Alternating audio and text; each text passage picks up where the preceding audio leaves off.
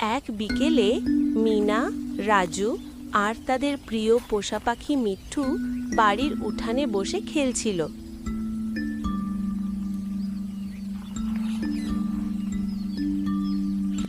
হঠাৎ তারা দেখল গ্রামের কিছু মানুষ পুকুরের ধারে জটলা পাকিয়ে আছে।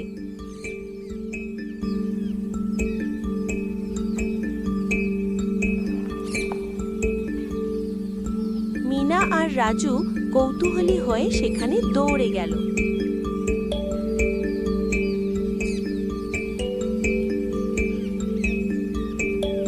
গিয়ে দেখল গ্রামের শফিক কাকা তার গরুটাকে পুকুরের একদম মাঝখানে নিয়ে গোসল করানোর চেষ্টা করছেন। পুকুরটি ছিল গ্রামের মানুষের খাওয়ার পানির প্রধান উৎস। মিনা দেখল গরুর গায়ের ময়লা সরাসরি পানিতে মিশছে। সে বাধা দিয়ে বলল, শফিক কাকা, আপনি এখানে গরু ধোবেন না। এই পানি তো আমরা রান্নার কাজে আর খাওয়ার জন্য ব্যবহার করি। আরে মিনা, এত বড় পুকুর, সামান্য একটু ময়লায় কি হবে? রাজু মাথা চুলকে বলল, কিন্তু কাকা, পানিতে তো জীবাণু ছড়ায়। আমাদের বাড়ির সবাই এই পানি খেয়ে অসুস্থ হয়ে পড়তে পারে। শফিক কাকা অতটা গুরুত্ব দিলেন না। তিনি মনে করলেন ছোট বাচ্চাদের কথায় কান দেওয়ার দরকার নেই। মিনা দমে যাওয়ার পাত্র নয়। সে দ্রুত বাড়ি গিয়ে একটা বড় গ্লাসে পরিষ্কার পানি আর আরেকটা গ্লাসে পুকুরের ঘোলা পানি নিয়ে এলো। সে গ্রামের মোড়ল সাহেবকে ডেকে আনল।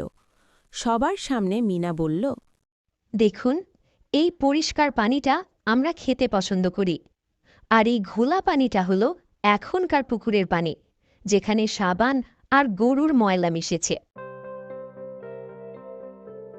মোড়ল সাহেব যখন দেখলেন পানিতে ময়লা ভাসছে, তখন তিনি বুঝতে পারলেন মিনা ঠিক বলছে।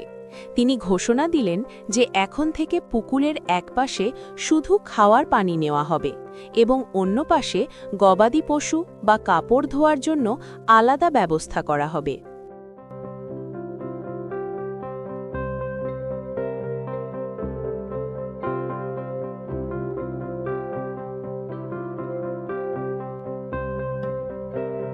তুই ঠিকই বলেছিস মা। আমার কারণে পুকুরের পানি ঘোলা হয়ে গেছে। ছোটরা বড়দের চেয়েও মাঝে মাঝে বেশি বুদ্ধি রাখে।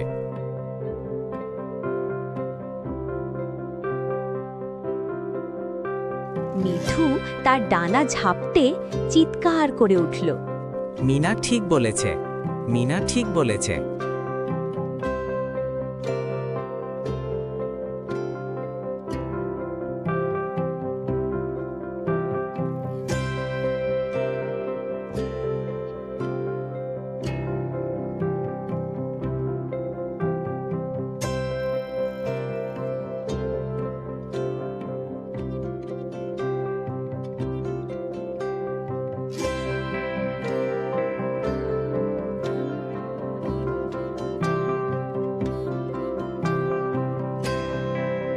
রাজু আর মিনা হাসি মুখে বাড়িতে ফিরে এলো।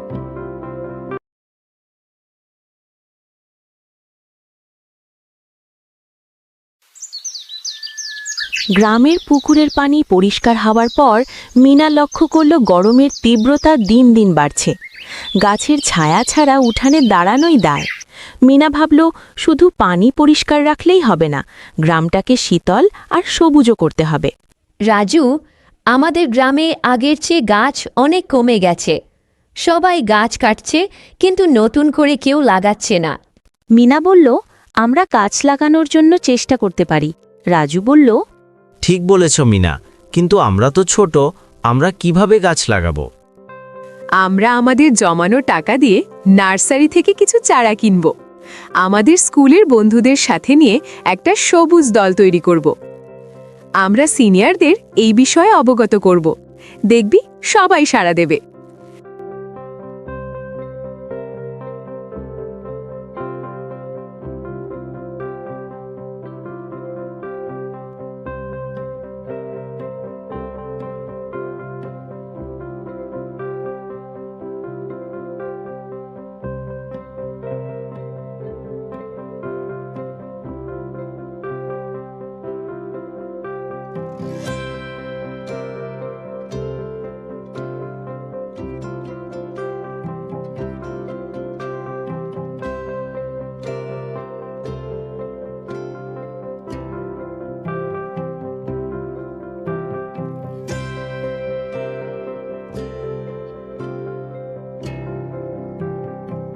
যেমন কথা তেমন কাজ। মিনা ও রাজু তাদের জমানো মাটির ব্যাংক ভেঙে কিছু টাকা বের করল। তাদের সহপাঠীরাও তাদের সাথে যোগ দিল। সেই সাথে এলাকার সিনিয়ররাও তাদের সহযোগিতা করতে এগিয়ে আসলো। সবাই মিলে নার্সারি থেকে বিভিন্ন ফলের গাছ এবং রাস্তার পাশের জন্য ছায়াদানকারী গাছ কিনে আনলো।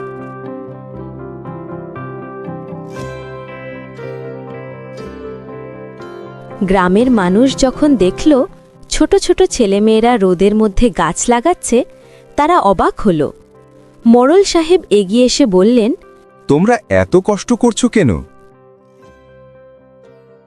দাদা, গাছ আমাদের অক্সিজেন দেয়, ছায়া দেয় আর ফল দেয়। আমরা যদি আজ গাছ না লাগাই তবে ভবিষ্যতে আমাদের গ্রাম মরুভূমি হয়ে যাবে। মিনার কথা শুনে গ্রামের অন্যান্য বড়রাও কোদাল আর ঝুড়ি নিয়ে বেরিয়ে এলেন।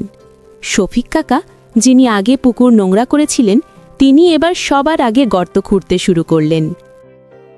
মিঠু ওপর থেকে উড়ে উড়ে সবাইকে খবর দিল, গাছ লাগাও, প্রাণ বাঁচাও, গাছ লাগাও, প্রাণ বাঁচাও।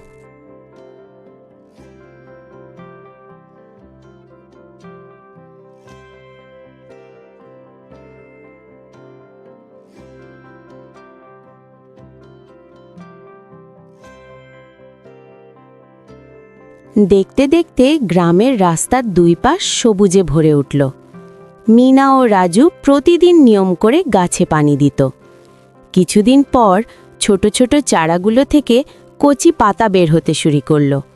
গ্রামের বাতাস আগের চেয়ে অনেক আরামদায়ক মনে হতে লাগল। মিঠু খুশিতে গাছের এক ডাল থেকে অন্য ডালে নেচে বেড়াতে লাগল। মিনা আর রাজু হাত ধরাধরি করে হাসতে হাসতে বলল, সবুজ গ্রাম আমাদের প্রাণ। প্রিয় দর্শক বন্ধুরা, এই রকম ভিডিও আরও পেতে লাইক কমেন্ট করে আপনাদের মতামত জানান।